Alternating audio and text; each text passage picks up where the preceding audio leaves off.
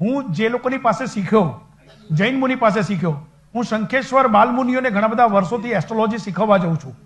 તો જૈન મુનિ પાસે શીખ્યો, તો એ જે જૈન મુનિઓ એ મને જે શીખવ્યું એ રીતે હું જૈન કોમ્યુનિટી સાથે પણ ઘણા બધા વર્ષોથી જોડાયેલો છું. તો આ વાત કરતા પહેલા જૈનની એક વાત કરી દઉં. શંખેશ્વર, આમાંથી કેટલા જૈન છે? જે જૈન હોય હાથ ઊંચો કરે. શાબાશ. શંખેશ્વર જતા હશો તમે બધા, અને શંખેશ્વર જવું જોઈએ. પાર્શ્વનાથ દાદાની બહુ જ મોટી મૂર્તિ છે. એ જે મૂર્તિ છે ત્યાં દર્શન કરવા પછી જજો, પણ દાદરા ચડીને પછી ડાબા હાથથી શરૂ કરો તો નાની નાની ડેરીઓ છે. 108 પાર્શ્વનાથ દાદાની 108 નાની નાની ડેરીઓ છે. તમે ઉપર ગયા પછી ડાબા હાથે આમ દર્શન કરતા કરતા કરતા કરતા કરતા કરતા કરતા તમે અહીંયા આવ્યા તો આ જગ્યાએ એક સ્તંભન પાર્શ્વનાથ દાદા છે. કોણ છે?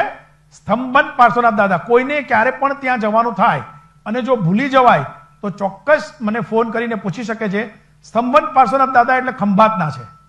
અને હું એવું માનું છું કે જો ક્યારેક ખંભાત તરફ એટલે કે બરોડા તરફ જવાનું થાય અને ખંભાત બાજુ ક્યાંક જવાનું થાય તો ત્યાં સ્તંભન પાર્શ્વનાથ દાદાના દર્શન કરવા જવું જોઈએ.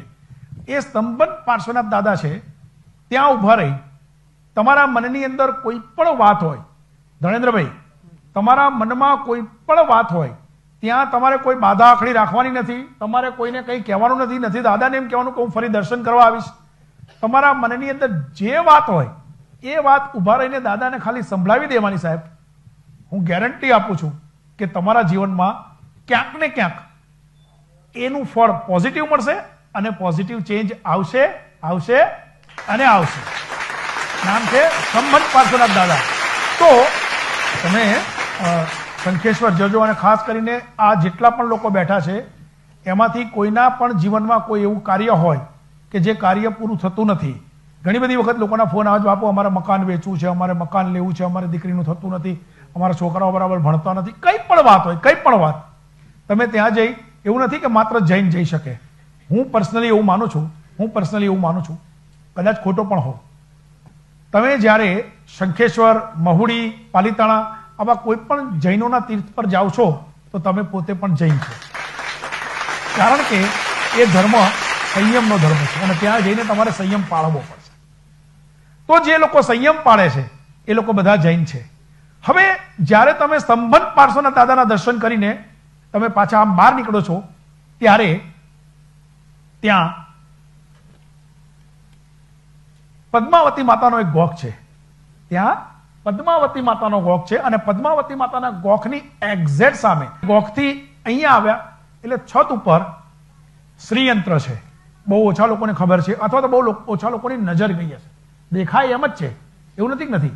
પણ તમે ફરતા ફરતા આવ્યા, પદ્માવતી માતાનો ગોખ આવ્યો અને ગોખની સામે થોડાક આમ દૂર આવી, આમ ઘણી જનરલી આપણે એવું હોય છે કે ગોખ હોય એટલે અહીંયા ઉભા રહીને આપણે દર્શન કરીએ છીએ, પણ તમે ગોખથી થોડા દૂર આવી, જ્યાં ઉપર શ્રીયંત્ર છે એની એક્ઝેક્ટ નીચે ઉભા રહી ખાલી આટલું બોલજો, અંકિતભાઈ જજો અને આટલું બોલજો, ઓમ પદ્માવતી પદ્મનેત્રે પદ્માસને લક્ષ્મીદાયની વાંછા પૂર્ણી રિદ્ધિ સિદ્ધિ કુરુ સ્વાહા.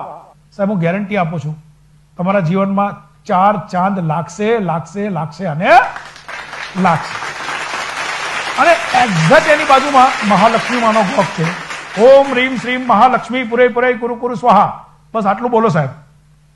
શંખેશ્વર બહુ દૂર નથી, મને લાગે છે 185 કિલોમીટર હશે આપણે અહીંયાથી.